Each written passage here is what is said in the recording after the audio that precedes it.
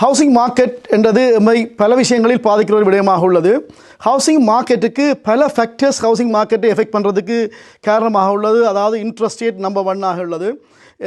எத்தகைய வீடு, கண்டோவா, down ஹவுஸா, million உள்ள ஹவுஸா, கஸ்டம் பில் ஹவுஸா, எங்கே இருக்கிறது, லொக்கேஷன் எந்த லொக்கேஷனில் உள்ளது, இப்படியான பல ஃபேக்டர்ஸை வச்சு தான் நாங்கள் ரியல் எஸ்டேட் மார்க்கெட்டை ஹவுசிங் மார்க்கெட்டை டிசைன் பண்ணலாம். முக்கியமாக பார்க்கும் பொழுது அஃபோர்டபிலிட்டி, ஹவுசிங் மார்க்கெட் வந்து பேஸ்ட் ஆன் அஃபோர்டபிலிட்டி. 23 ஏப்ரலில் இருந்து இன்ட்ரெஸ்ட் ரேட் கூடினத்தால் பலர் கஷ்டப்பட்டு கொண்டிருக்கிறார்கள் என்பது உண்மை.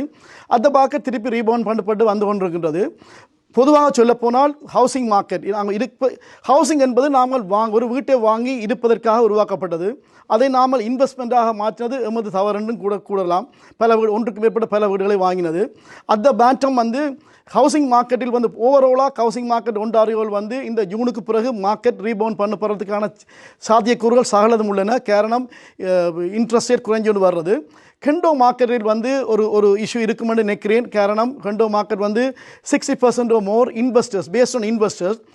இன்வெஸ்ட்மெண்ட் ரியல் எஸ்டேட் வந்து சிறிது பாதிக்கப்பட்டுள்ளது. காரணம் இன்ட்ரெஸ்ட் ரேட் கூடினது, ரெண்டல் ரேட் குறைந்திருக்கின்றது. இந்தியன் இமிக்ரேஷன் பாலிசி, ஸ்டூடெண்ட்ஸ் வர்ற வீதங்கள், இருக்கிற இமிக்ரெண்ட் ஆக்கள் வெளியில் போகிறதுக்கான சான்சஸ் இருக்கிறது. எனவே கெண்டோ மார்க்கெட் வந்து ரீபவுண்ட் பண்ணுறதுக்கு கூட யூனிட்டும் வந்துட்டது.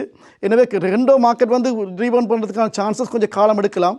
ஆனால் ரியல் எஸ்டேட் மார்க்கெட் வந்து எமது அனுபவத்தின்படி, எமது ப்ரெடிக்ஷனின்படி இந்த ஜூனுக்கு பிறகு ரியல் எஸ்டேட் மார்க்கெட் கட்டாயம் ரீபவுண்ட் பண்ணுறதுக்கான எல்லா சாத்தியக்கூறுகளும் தெரிகின்றன.